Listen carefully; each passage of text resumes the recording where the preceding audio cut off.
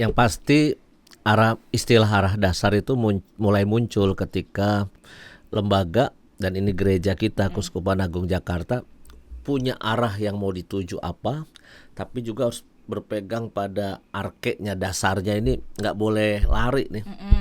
Pakemnya Ya, gitu ya mau lari kemana-mana tetap nih dasar kita harus kita pegang, arah dasar Keuskupan Agung Jakarta.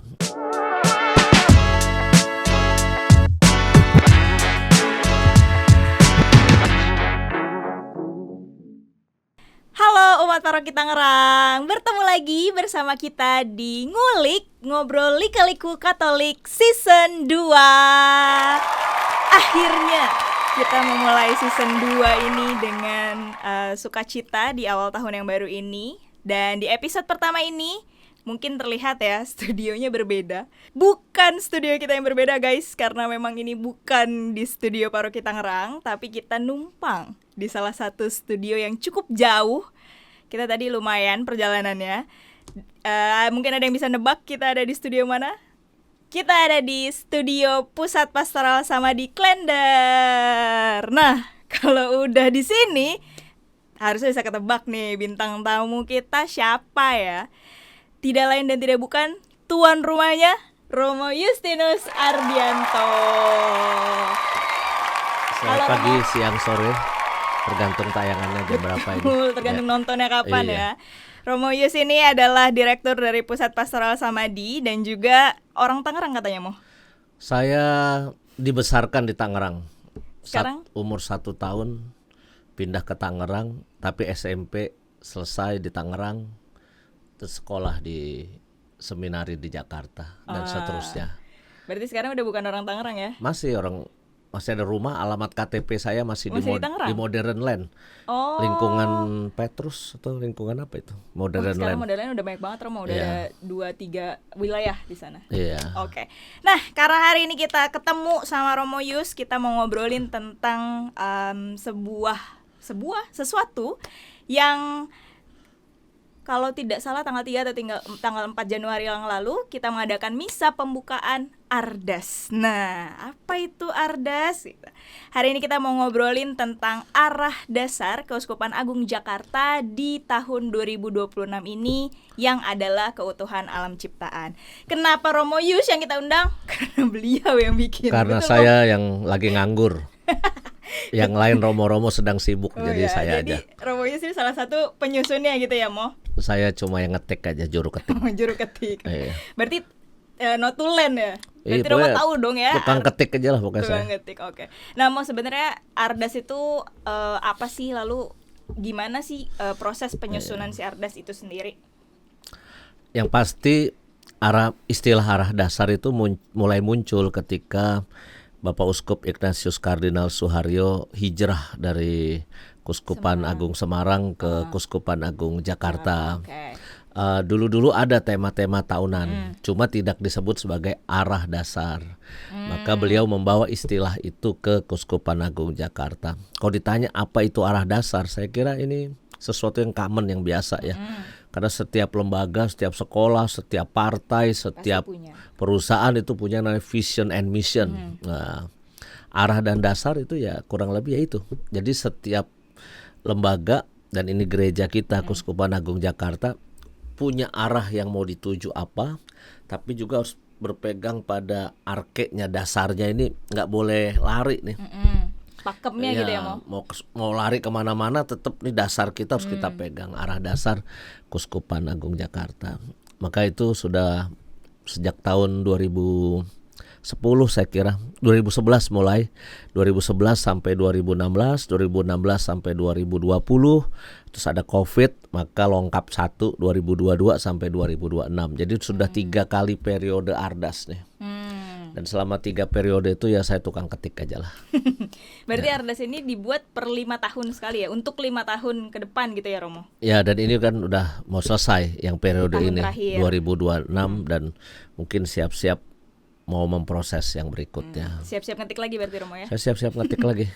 Biasanya di bulan apa itu, Mo, untuk merancang atau menyusunnya itu? Oh, prosesnya. Proses mulainya gitu. Loh, proses nyusun Ardas itu kan 5 tahunan. tetapi setiap tahun itu selalu ada kesempatan para romo itu meeting yang disebut temu pastoral, rapat karya semua romo di Keuskupan Agung Jakarta dibagi gelombang 1, gelombang 2, karena di paroki kan ada 2 atau 3 romo, nggak mungkin pergi bareng tiga-tiganya. betul. Jadi harus ada satu yang ditinggal, maka dibikin gelombang 1, gelombang 2. Maka biasanya bermula dari proses diskresi para imam dalam pertemuan karya pastoral itu, rapat karya itu. Dari sana sudah terungkap arah dan tema-tema, tapi kan belum matang, maka lalu ada tim kerja di sana, tim kerja yang akan merumuskan dan sebagainya. Tiap tahun nanti gerakan konkretnya akan bagaimana. Tapi untuk yang 5 tahunan itu kita harus punya proses khusus, karena biasanya proses 5 tahunan itu harus pakai survei dulu, mendengar pendapat umat, dewan paroki mengusulkan ini, komunitas usulkan ini, anak muda bicara apa, lansia bicara apa, kira-kira kebutuhan gereja ini seperti apa. Jadi itulah yang mau proses untuk 5 tahunan pasti agak rumit ketimbang yang setiap tahun. Kalau setiap tahun kan kita sudah punya tema. Tinggal tema itu detail implementasinya mau bagaimana. Tapi kalau ini 2026 selesai nih, 2027 nih kerja keras untuk merencanakan yang 5 tahun itu. Tapi intinya sih sebenarnya itu nggak kerja sendirian, itu kerja rame-rame lah. Oh, berarti tema-tema itu tidak datang dari misalnya Bapak Kardinal sendiri Terakhir gitu? Bapak Kardinal, tetap ujung-ujungnya diskresi rohani dari beliau. Roh Kudusnya beliau itu bergerak kemana ya. Dan itu pasti kita tunggu di masa-masa injury time. Jadi setelah kita merumuskan ini beliau mengikuti, maka biasanya beliau akan punya usulan-usulan ataupun ya kalimatnya sih saya usul Romo, tapi kan yang usul uskup. Iya, jadi ya udah terpaksa kita ketik kan, ya udah inilah gitu kan. Jadi itu biasanya tetap terakhirnya ada diskresinya Bapak Uskup yang akan kita perhatikan dengan baik. Oke, berarti memang setiap tahunnya ini sudah dibentuk, kemudian tinggal ya udah setiap mungkin tengah tahun mulai merancang kegiatan-kegiatan untuk tahun depannya gitu ya Romo. Ya betul. Oke. Nah, yang andil besar di sini siapa-siapa aja Romo? Maksudnya kan Romo di Keuskupan Agung Jakarta itu kan banyak sekali ya. Apakah tim khususnya ini memang tim kuria kah atau memang diambil dari beberapa pastor? Kalau ngikutin prosesnya, pertama semua Romo ikut terlibat pada saat tepas, semua Romo. Habis itu semua dewan paroki ikut terlibat karena perwakilan tiap paroki suruh kirim 3-5 anggota DPH. Lalu komunitas kategorial, pengurusnya juga kita kumpulin. Kita tanya dulu, kita survei usulan mereka, situasinya apa. Jadi itu. Sesudah itu tim litbang bekerja, melakukan suatu penelitian dan sebagainya, ada data dari ini dan sebagainya. Lalu itu diolah oleh sebuah tim. Biasanya di Dewan Karya Pastoral ya. Dewan Karya Pastoral itu ada ketua-ketua komisi, terus ada tim karya Romo-Romo Deken juga ada di situ ya. Saya tim karya pusat pastoral juga ada di situ, Romo Fikjen yang memimpin. Jadi ya kurang lebih semua terlibat sih. Kalau ditanya siapa peran paling besar, Roh Kudus perannya paling besar. Karena Roh Kudusnya sama, mencelok di semua orang. Kita yang di sini nih cuma tukang ketik doang sebetulnya. Tinggal kumpulin aja gitu ya. Oke, berarti memang semua pihak berusaha untuk dilibatkan supaya bisa relate dan akhirnya juga dilakukan dengan dan dilaksanakan bareng gitu loh. Betul. Kalau ditetapkan dari atas top down itu nanti kan ini saya nggak cocok nih sama ini nih. Udah gitu. Maka ini kan ditetapkan bersama gitu. Oke. Nah, masuk ke tema 2026 ini Romo. Ini kan berarti tahun terakhir dari Ardes 5 tahunan. Kita punya tema keutuhan alam ciptaan gitu ya. Dan entah kenapa jadi pas juga karena program yang dipilih lalu kondisi Indonesia juga sedang ditetapkan sebagai darurat sampah. Dan salah satu programnya kan juga ada program pemilahan sampah. Nah, kalau yang khusus tema tahun ini bukan siapa ya, tapi lebih ke bagaimana sampai akhirnya tercetus ini. Kan urutan ya, kita jangan lepaskan yang terakhir ini dari urutannya. Oh, dari yang pertama. Ya, tahun 2022 itu kan penghormatan martabat manusia. Betul. Terus ada kesejahteraan bersama. Terus ada subsidiaritas dan solidaritas. Lalu yang keempat itu yang keempat itu kesejahteraan bersama.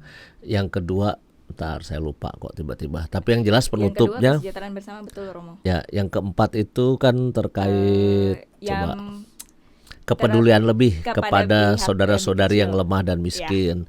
Baru ditutup 2026 keutuhan alam ciptaan. Walaupun kelima tema ini kelihatan judulnya beda-beda, tapi sebetulnya benang merahnya sama gitu loh menurut saya. Penghormatan martabat manusia, kesejahteraan bersama, solidaritas, kepedulian. Ini kan benang merahnya sama nih. Ya, kalau kita menghormati martabat manusia, ya kita harus memanusiakan mereka. Dan kadang-kala kan ada dalam situasi yang susah, menderita, waduh, maka kita harus angkat saudara-saudari kita itu. Maka ini 4 sama. Yang agak berbeda memang topik kelima ini, yaitu terkait alam ciptaan. Tapi kalau dipikir-pikir judulnya doang berbeda, kelihatan objeknya berbeda nih. Padahal ini dunia ini nih bisa hancur nih, kesejahteraan kita nih bisa hancur, manusia bisa mati, manusia bisa musnah punah. Kalau yang kelima ini nggak beres saja. Benar, setuju. Jadi ini bagian dari satu bingkai yang disebut ajaran sosial gereja. Maka dipilih 5 topik itu ya. Dan ya memang Roh Kudus itu luar biasa ya, walaupun ditetapkan 5 tahun lalu ya, tapi kok ya pas tahun kelima ini Indonesia banyak bencana alam, sampah bergelantungan di tiang-tiang jalan yang bikin bau gitu. Bahkan di Tangsel juga kemarin heboh masalahnya viral juga sampah, belum gunung sampah di Bantar Gebang yang udah sebesar Candi Borobudur. Di Rawakucing, Romo ingat? Ya saya dengar juga itu. Rawakucing juga udah nggak terima sampah kan ya, udah habis mentok, nggak tahu mau kemana itu sampah. Maka buat saya kita memang Keuskupan Agung Jakarta menetapkan itu 5 tahun yang lalu, tetapi saya kira kebutuhan untuk itu memang sangat besar sekali. Dan kok ya kebetulan juga agama-agama lain juga menetapkan tema yang sama.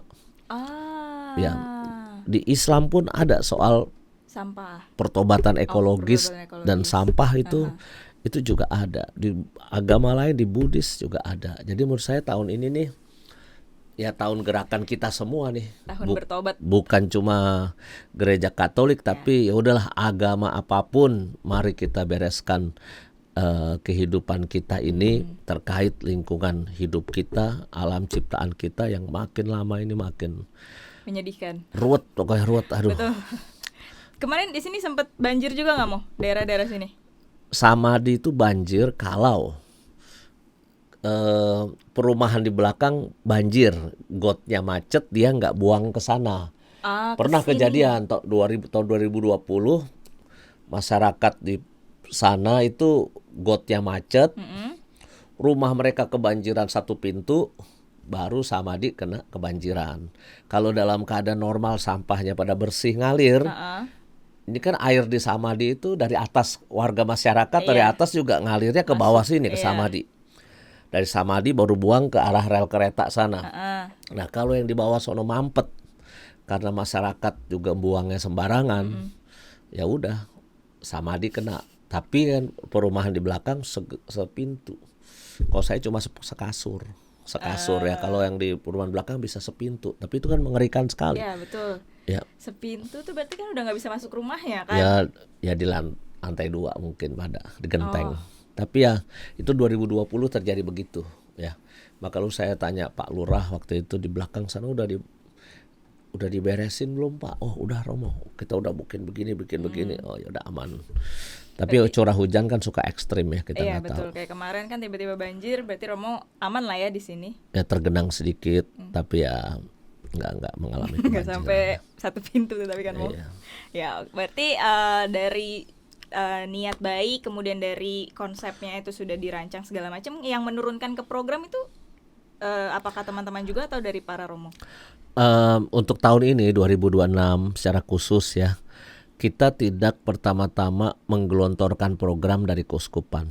Kita minta tiap dekenat melihat sendiri problematiknya apa di dekenat itu. Terkait alam ciptaan lingkungan hidup, problem paling besarnya apa. Maka untuk tahun 2026 ini sangat spesial. Tiap dekenat punya programnya sendiri. Oh, berarti yang tadi aku sebutin pemilahan sampah itu karena Dekenat Tangerang 1 memilih itu. Ya, dekenat 1, Tangerang 1 memilih itu. Saya nggak tahu di dekenat lain ada datanya. Cuma bagi saya, pada umumnya mengolah sampah, memilah sampah itu menjadi program unggulan, ya. Karena memang itu problem yang itu masalah semuanya urgennya lah, juga, ya. Tapi prinsipnya adalah setiap dekenat menetapkan sendiri, itu prinsip, supaya benar-benar kita tahu urgensi di situ tuh apa sebetulnya.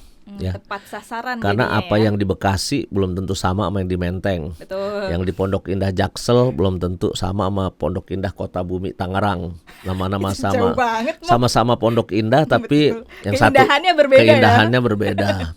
Sehingga lalu kebutuhannya juga beda, betul. programnya juga harus beda. Tapi kita tetap punya program penanda tingkat keuskupan. Tingkat keuskupan satu, memilah dan mengolah sampah. Jadi jangan cuma memilah. Kalau cuma memilah terus kita bingung mau diapain setelah dipilah. Ujung-ujungnya di sono disatuin lagi. Betul. Itu sakit kepala kan, kita udah capek-capek milah. Maka memilah dan mengolah. Nah, nanti saya kasih tahu di Samadhi ada apa memilah dan mengolahnya. Terus habis itu yang kedua kan menanam pohon. Menanam pohon. Jadi ya mulailah setiap paroki, setiap komunitas sejauh punya lahannya ya menanam pohon ya. Kalau Samadhi sih pohon banyak lah, tapi tetap saya masih bisa nanam lah sebagai simbol ya. Tapi yang ketiga nanti kita akan punya festival ekonomi sirkular. Jadi barang bekas itu jangan langsung dibuang. Bagaimana satu barang diolah jadiin sesuatu yang punya nilai ekonomis.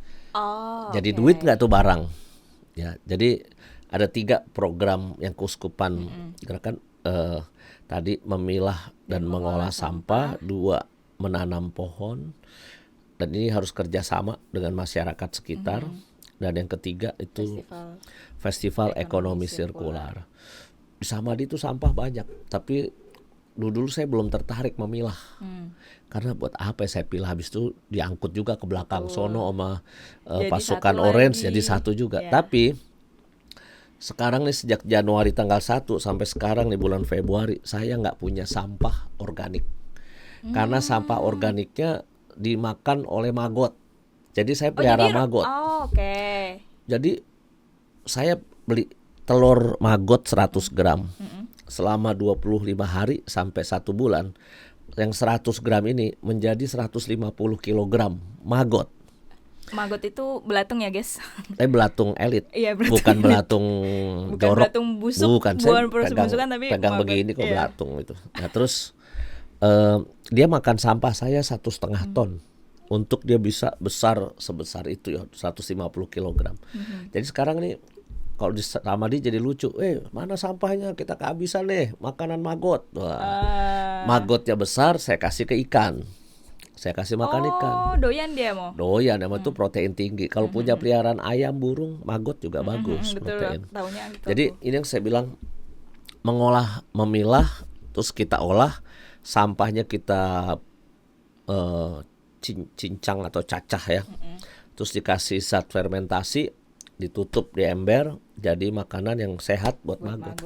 Dan itu sukses tuh sekarang di belakang tuh. Jadi peternakan maggot dan nggak ada sampah. Nah yang plastik kita bingung sekarang. Plastik yang ternyata kalau plastik botol sama galonan itu masih beda-beda. Bisa kita cincang, kita jual masih bisa. Yang nggak ada gunanya itu yang kantong kresek, bungkus roti, apa gitu. Itu susah diapa-apain. Nah ini masih mati gaya kita soal sampah-sampah non organik. Ini mau, tapi yuk bayangkan kalau kita bisa meminimalisir dan meniadakan sampah organik aja, Itu udah sangat membantu. Wah, jadi nggak ada sampah bau, Betul. nggak ada sampah bau. Jadi dan nanti mungkin jangan-jangan saya jualan peyek maggot, siapa tahu. Kalau pada doyan ya, kalau pada doyan peyek maggot nanti saya kirimin kita tunggu gebrakan orang Romuyus Tangerang dengan peyek produk maggot. peyek maggot. Saya kasih micin. Nah, kan Tapi siapa tahu mau kalau ikan aja kita doyan. kita ini blender kan pada nggak tahu tuh bentuknya apa. Kita bikin peyek. Peyek maggot. Belum teknologinya belum sampai ke sana, tenang. Tapi boleh ya tuh mau nanti mungkin Jerman udah loh makan maggot itu, orang Jerman makan maggot dikeringin dimakan. mungkin rasanya kayak apa, kayak ini Ya gue ulet belum jati belum kali. pernah coba gue, jangan Coba. tahu. Kan kalau di Jogja gitu kan ulet jati dimakan tuh. Ya di Jogja enak tuh, Mirip belalang kali. atau apa Iya. itu enak. Cuma ya atau ini nanti saya survei dulu ke Jerman Iya. ya. Kalau saya Betul. ke Jerman akan saya coba Tapi itu. ini salah satu langkah yang sangat efektif ya, apalagi kalau misalnya umat di Tangerang atau umat dimanapun gitu kita punya sampah rumah tangga, itu kan juga mostly adalah organik kan, sisa-sisa makanan. Kuncinya ada ikan Banyak juga sih, sekali ini kan gitu. ikan, Jadi bisa maggot, membantu. sampah. Ini harus jadi satu kesatuan. Syukur di atas ikan ada tanaman aquaponik, Ya. kangkung, pakcoy. Nah ini sedang saya coba juga, cuma belum berhasil, belum tumbuh gede ya. Tapi ini satu kesatuan nih.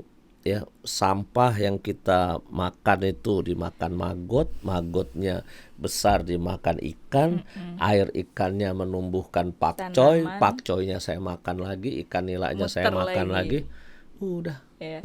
Benar-benar aplikasi dari energi tidak akan hilang, energi tidak akan habis, hanya berganti. Ya. eh, Karena ini prinsip sirkular, prinsip sirkular. Kalau linear itu kan kita produksi itu barang, kita pakai, kita Selesai. buang, sampah. Ya. Kalau dia kan reuse, recycle. Ada R yang lain tuh banyak, ada 9 R Resa. katanya. Saya nggak tahu ada 9 R, banyak lah pokoknya. Jadi itu akhirnya minimal kita meminimalisir sampah. Ya. Dan saya kira saya sebagai pencanang Ardas soal pemilahan, saya minta yuk kita memilah mengolah sampah, minimal saya melakukan. Jangan sampai saya gajah Bikin- di belangkoni ya. iso khotbah ora iso ngelakoni. Bangga di Samadi udah ada spanduk, jangan ada sampah di antara kita. Wis. Nah, itu ada lagunya kan, lagu Bruri itu kan, jangan ada sampah di antara kita. Bukannya dusta ya, Mo? Ya mirip lah, sampah sama dusta kan mirip ya. Oke, berarti memang ini program yang kalau dilakukan dalam apa ya, dalam suatu hal yang masif, gerakan besar gitu ya, harapannya ini bisa juga membantu Indonesia, membantu Jadi duit loh. Jakarta, Jangan dikira dan saya bahkan nggak juga jadi duit. Maggot tuh sekilo 20.000. Boleh, kita nanti boleh Mau lihat boleh tuh mau di lihat, belakang. mau beli maggot di sini boleh, buat di rumah. Harus di ini dulu apa, open dulu, saya open. Jadi maggot udah openan, udah di open. Jadi Udah di open tuh mati berarti dia. kalau mau bawa yang hidup juga ada. Oh, Boleh aja mau bawa hidup, ya, mau buat kita olah sampah di rumah gitu. enggak, mendingan beli telurnya aja online. Oh, Beli telur biar dia online, menetas. tapi jangan banyak, 10 gram aja. Oke. 1 gramnya tuh 3.000 telur itu. Beli 10 gram aja. Nanti bisa jadi segini nih, 10 gram ini nih. Itu ditaruhnya di mana, Mo? Di bak. Maksudnya Saya bikin bak-bak Bak-bak. kecil, baskom begini bisa. oh, Itu oke. ditaruh Terus- ampas tahu, dia netes, dia makan-makan agak gede baru dikasih sampah. Jadi waktu masih baby kasih ampas tahu. Baby maggot, Iya, baby maggot kasihnya ampas tahu, tapi ketika udah mulai gede baru tuh itu dia dikasih makan sampah. Sampah yang kita kangkung, sayur maunya kangkung organik gitu. tapi harus diolah di ini ya. Kalau saya cincang, Oh, dicacah. dicacah. Jadi ya itu 20.000 per kilo maggot. Pupuknya maggot, jadi hasil mereka makan-makan tuh ternyata di bawahnya itu ada pupuk. Itu pun saya jual 5.000 sekilo. Ada juga tuh udah pupuk ya. Buat nanem bagus sekali. Jadi menurut saya itu bisa dilakukan. Bukan cuma konsep, wah sampah di problem, sampah Iya. problem. Ada solusinya, Tuhan menciptakan binatang ajaib namanya maggot. Betul. Berarti di rumah pun bisa dilakukan karena nggak butuh space gede-gede juga kan, Mo? Bisa. Jadi maggot dipelihara sebulan, itu makan sampah kita organik selama sebulan. Tinggal kita kasih baskom-baskom, yang penting jangan kena hujan, Ya. ya. Kasih baskom-baskom, udah ketika ada makanan organik, lempar situ. beres. Dan dia nggak milih-milih kan, aduh apa nih, nggak milih Dia nggak punya rasa asam, asin, pedes Iya, gitu. Dia bener. pedes nggak mau, nggak ada. Dia Makan aja pokoknya semuanya makan ya. semua. Oke. Nah karena ini Romo kan sudah melakukan aksi ini di tingkat di sini gitu ya, Ya. mungkin bisa kita bilang juga masih tingkat rumahan gitu ya Romo. Nah kalau tadi ada program dari Keuskupan milah sampah, ngolah sampah, itu juga ada kerjasama dengan pihak-pihak pemerintah kamu? Kayak tadi Oh kan ya, saya udah si kontak Pak Lurah. sampah-sampah itu Oh bisa ya, disalurkan kemana gitu, mungkin mereka ada tempat. sampah siapa yang mau disalurkan? Kan. Misalnya kalau sudah kita pilah, sudah kita coba pisahkan organik dan organik. Nah, kalau di rumah di Tangerang saya nggak tahu ya, harus cari orang-orang gila yang mau ngumpulin sampah. Lalu sampah itu diolah, dikasih makan ke maggot, harus ada lahan juga. Mungkin gereja Santa Maria bisa kalau ada lahan tanah paroki Santa Maria, apakah masih ada yang nganggur misalnya ya? Mungkin di Poris, mungkin di mana tuh ini ada Selapajang misalnya. mungkin yang dulu kebun. Ya, misalnya yang di seberang Ya. pemakaman itu Iya, kan iya, ada iya. tanah Ada, ya kan? betul. Itu harus pelihara ikan dulu, pelihara ikan, sampah organik kirim ke sana, tapi harus ada orang yang ngerjain. Apa beli mesin murah 4 juta, 5 juta. Tiap hari kita nyincang sampah. Udah langsung kasih ke maggot juga udah habis terus. Orang ikan gede, ikan koi saya mati seperti gini ya. Saya lempar ke maggot aja, dalam 3 menit tinggal tulang. Langsung tinggal tulang. Serem juga Iya, lihat. jadi sini kalau ada anak nakal saya lempar ke maggot aja. Agak horor ini ya. 10 menit Mulai tinggal tulang. horor. Iya. Oke. Tapi dia pemakan segala. Tuhan menciptakan makhluk itu pasti punya tujuan lah. Itu. Berarti belum ada kerjasama selain kayak ke Pak Lurah, kalau di Dalam sini waktu ke Pak dekat Lurah pasti ya? RT kelurahan. Gitu. Tapi nanti kan saya mau minta izin keuskupan untuk mengolah tanah keuskupan di dekat sini ada. Nanti kerjasama dengan semua unsur lah. Berarti tetap terbuka untuk kerjasama itu. Harus, gitu lah ya, karena Romo, kan ya? ini uji coba Betul. dulu. Kalau saya beruji coba belum bagus, susah buat saya gitu loh. Tapi di Jakarta sendiri pemerintahannya juga ini nggak sih, mau support dari pengelola Harusnya sih sampah support gitu? lah. Mereka itu beberapa kali juga mengunjungi beberapa tempat. Saya pojok 3R di Kampung Sawah itu pernah dikunjungin juga oleh Pemda. Kalau mereka lebih hebat lagi, jadi biodiesel. Jadi sampah itu jadi biodiesel. Oh, diolah. Iya. Jadi, ya. Mesinnya mungkin agak berbeda. Kalau saya waktu itu tertarik untuk itu, tapi saya pikir sini saya mengolah sampah organik aja jadi makanan ikan dan makanan burung. Itu Kalau di Tangerang itu kemarin sempat juga kita dapat kunjungan dari DLHK. Itu memang ada bank sampahnya di Pabuaran Tumpeng, kalau Romo masih ingat, daerah sana itu ada. Tapi bukan yang belum sebesar itu banget gitu. Jadi kalau misalnya kita mau ngedrop juga ya, kayak pokoknya sekarang PR kalian nih, Komsos, jangan cuma syuting gitu ya. Kasih Cari PR. materi gitu. Ajak omong, Romo, ada lahan kosong nggak? Lalu kerjasama lah sama seksi lingkungan hidup dulu. Ya, lalu OMK aja pada bergerak lah, uji coba. Lihat di sini aja, nggak usah lihat sih YouTube, belajar dari YouTube aja udah, nggak usah kesini menurut saya. Orang saya juga belajar dari YouTube. Jadi belajarnya dari YouTube selesai, bisa. Tinggal modalnya cuma itu 30.000 beli telur Beli maggot maggot. online lagi.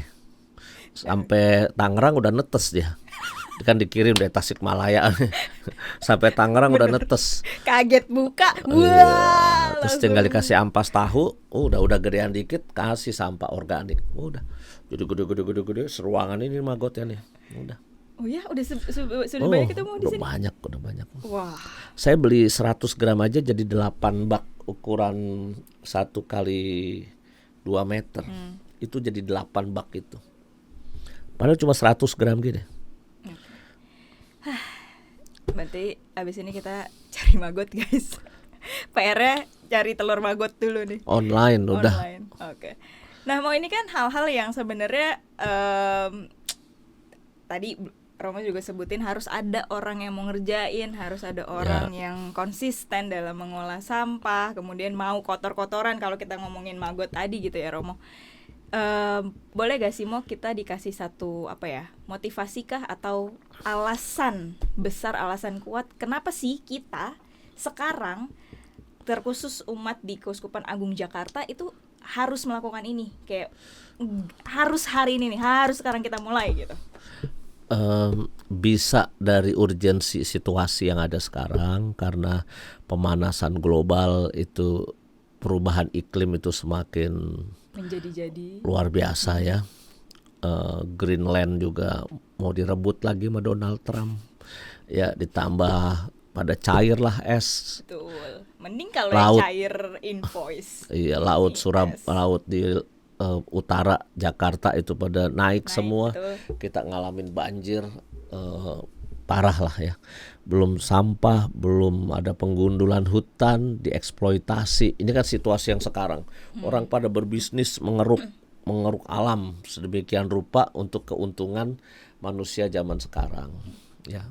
Jadi kan para teknokrat, bisnismen alam yang cuma memikirkan ngeruk alam yang sekarang ini. Dari berangkat dari situasi ini aja udah ada alasan gitu. Tambah kita punya dasar lagi, ya perintah Tuhan. Kalau kita buka kitab suci bagian pertama aja, bab kitab Kejadian udah langsung. Tugas manusia tuh apa? Menjaga. Menguasai dulu kan. Kuasailah, tapi suruh berkembang biak dan juga mengurus alam semesta ini, mengurus bumi ini ya, bekerja untuk bumi ini. Itu ada perintah, kita diciptakan tuh untuk itu. Cuma kan kita kebanyakan bukan mengurusnya dengan baik, tapi menguasainya dan mengeksploitasinya. Itu yang Paus Fransiskus kan dalam dokumen Laudato Si kan benar-benar serius tuh mengungkap tentang ini. 20 tahunan belakangan ini alam ini dieksploitasi sedemikian parah sehingga banyak kerusakan di mana-mana. Maka keluar Laudato Si tahun 2015. Kata kuncinya bumi rumah kita bersama, bukan rumah lu doang, bukan tanah lu doang yang bisa lu ambil itu semuanya dan sebagainya untuk kepentingan bisnisnya dia atau keluarganya atau partainya dan sebagainya.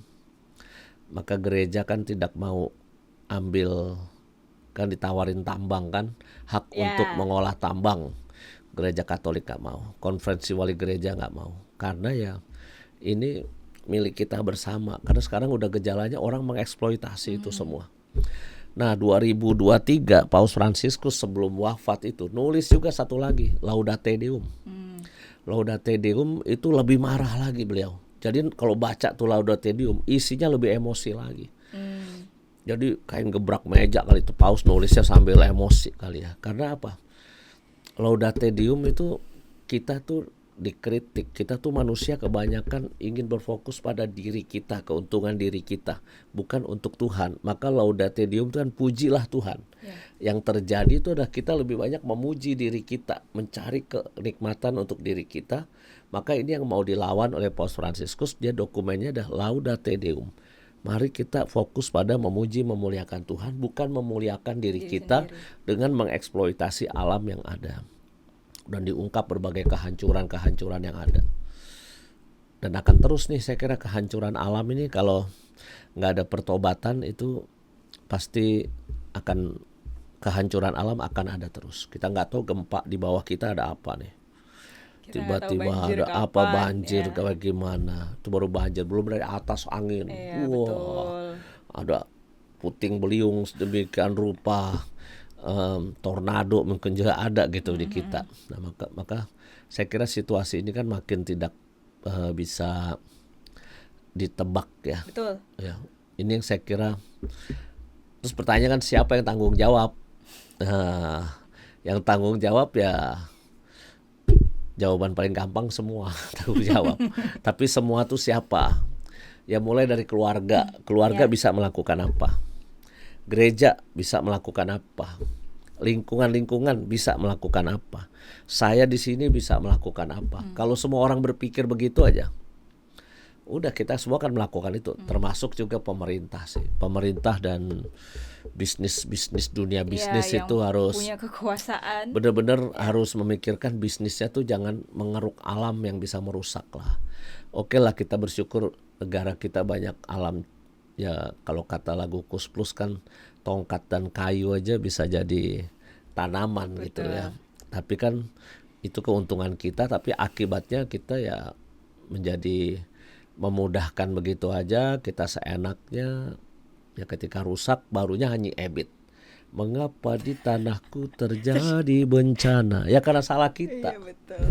Begitulah kurang lebih. Ya, jadi kita sama-sama diajak untuk bertobat gitu ya Romo. Ya. Karena Paus Fransiskus sendiri juga sempat memberikan statement bahwa ketika kita merusak alam itu juga dosa. Betul kan ya Romo? Dosa ekologis gitu ya. Ya, makanya kan dosa bukan bencana alam sekarang ini. Bencana ekologis dan ada dosa ekologis, maka ada pertobatan ekologis. Dan kok ya tepat juga Paus Leo XIV mencanangkan tahun jubileum 2026 itu Santo Fransiskus Assisi, pencinta betul, alam lingkungan. dan lingkungan dan binatang. Ya. Makanya ada pertobatan ekologis dan jubileum Santo Fransiskus Assisi yang mengajak kita untuk berdamai dengan sesama, berdamai dengan alam, mencintai alam semesta dan sebagainya. Jadi menurut saya 2026 ini cocok semua nih. Antara yang dicanangkan 5 tahun lalu, situasi urgennya kita, Paus Leo XIV minta kita melakukan jubileum Santo Fransiskus. Jadi semua kayak emang udah pas. Udah gitu jalannya. Tinggal udah pergilah dan laksanakanlah. Maka udah gak usah kebanyakan teori, laksanakan. Siap. Udah itu doang. Yang kalau dari Romo, hal yang paling sederhana yang bisa kita lakukan mungkin kalau ke Magot harus nyari Magot dan segala macam. Yang paling sederhana deh kita tantang nih orang-orang, kita tantang umat. Hal paling sederhana yang menunjukkan sebuah aplikasi atau realisasi pertobatan ekologis. Yang paling sederhana, apa yang kita gunakan setiap hari itu jangan langsung sesuatu yang buang ke tempat sampah selesai habis. Coba pikirkan misalnya minum ya. Minum kan kecenderungan orang paling gampang ya minum glek buang botolnya. Jadi ada suatu proses ini dipakai lagi ini. Jadi harus memperpanjang umur suatu barang yang kita pakai. Jangan sampai itu cuma ya sekali pakai buang, sekali pakai buang. Kita hindari kebiasaan-kebiasaan kayak gitu. Ya sebenarnya yang saya bilang memilah sampah organik non organik juga jangan dikira itu perkara tinggi besar susah. Menurut saya perkara kecil dan gampang. Buktinya nonton di YouTube nih ada nih bocah nih anak kecil nih hari Minggu meminta baby maggot sama saya 1 ember. Saya bilang oke, saya kasih 1 ember tapi mamanya harus siapkan 5 baskom karena nanti maggotnya ketika dikasih makan sampah itu akan berkembang jadi banyak. Nah, terus pelihara ikan, mencintai binatang, pelihara ikan. Belilah di pasar ikan bibit ikan nila, ikan lele gitu ya. Udah kasih makan maggot. Semua senang tuh, lelenya senang, maggotnya senang makan sampah. Ya kan, sampahnya juga bersih dari rumah kita. Menurut saya simpel itulah. Mulai dari memilah sampah, mengolah apa yang kita punya itu oke lah. Kalau kita nggak bisa sampah plastik ya mau nggak mau kita harus serahkan itu pada yang berwajib ya. Karena kadang-kala ada juga tuh yang masukin botol plastik lalu kita dapat poin. Ya, ada di gereja-gereja ada di vending machine masukin itu bisa, boleh begitu. Jadi menurut saya semua cara pokoknya pertobatan serius lah, jangan dari yang kecil dulu, nggak ada. Pertobatan harus langsung serius. Jangan cuma mulai dari yang paling, nggak ada yang paling kecil, mulai aja langsung bikin. Yang penting dimulai. Iya, itu saya kira itu. Oke, jadi umat sekalian, teman-teman, udah nggak ada lagi nih injury time, waiting time udah nggak ada lagi. Udah sekarang saatnya dilakukan, tidak usah menunggu, tidak usah kebanyakan mikir kalau kata Romo Yus ya, langsung beli maggot gitu ya. Salah satu cara. Salah satu caranya beli telur maggot. Ya, untuk menutup Romo sebagai closing, adakah yang mau Romo sampaikan untuk secara keseluruhan apa yang harus kita lakukan? Ya kalau kita lihat ya, dunia kita ini kan bertumbuh berubah ya. Dulu ketika saya kecil nggak ada ini, nggak ada itu gitu ya. Kok sekarang bisa ada ini, ada itu, teknologi makin bagus dan sebagainya, barang-barang juga makin canggih ya. Tapi jangan lupa bahwa dunia yang bagus ini kan harus kita wariskan buat makhluk berikutnya. Ya. Entah keturunan kita, entah bukan, pokoknya generasi berikutnya ya. Maka saya kira kita hidup ya dengan perspektif memelihara ya.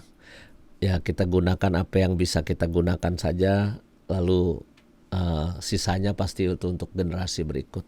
Dan saya kira mari kita pelihara alam sekitar hidup kita, sampah, pohon ya. Syukur kita otaknya cukup cemerlang mengolah sampah ini bisa jadi apa ya? Kok laku ini. Jadi uang. Jadi perputaran ekonomi gitu. Saya kira butuh effort yang luar biasa dan saya kira nggak ada hal yang sederhana. Kerja keras, pikir, lakukan rame-rame, kerjasama dengan jaringan ini, jaringan itu, maka lalu pertobatannya itu bergulir terus. Ya. Maka mulai dari kita melebar keluar dan bisa menjadi efek yang luar biasa. Semoga dunia kita semakin hari semakin damai, tentram, dan membahagiakan. Amin. Terima kasih banyak Romo Yus. Semoga ini menjadi inspirasi dan juga menjadi motivasi besar untuk semua siapapun yang menonton podcast hari ini untuk segera melakukan pertobatan ekologis, karena dunianya memang sudah tidak baik-baik saja, buminya tidak sesehat itu lagi. Jadi mari kita bergerak bersama untuk membantu bumi, untuk melakukan pertobatan ekologis, terutama untuk kemuliaan Tuhan itu sendiri. Terima kasih Romo Yus karena sudah Sama-sama, bersedia Rasa. menjadi salah satu narasumber podcast Sampai jumpa di season 2 Benteng. ini. Di Benteng? Benteng. Stadion Benteng? Bukan kan, kalau pulang ke Tangerang kan Oh. pulang ke Benteng. Benteng Benteng Makassar. Makassar, ya. Oke. Ditunggu kedatangannya di Benteng, Romo. Sering saya ke bakmi, langganan saya Aduh, sering. udah mulai spill bakmi nih. Iya. Bakmi mana nih Benteng Makassar yang Ya di pokoknya rumah ada itu? lah. Ada lah pokoknya udah. Oke, baik. Terima kasih Romo Yus, terima Thank you. kasih buat Sampai semua jumpa. penonton, dan semoga hari ini bisa menjadi hari pertama teman-teman umat sekalian untuk memulai pertobatan ekologisnya. Sampai jumpa di Ngulik episode berikutnya.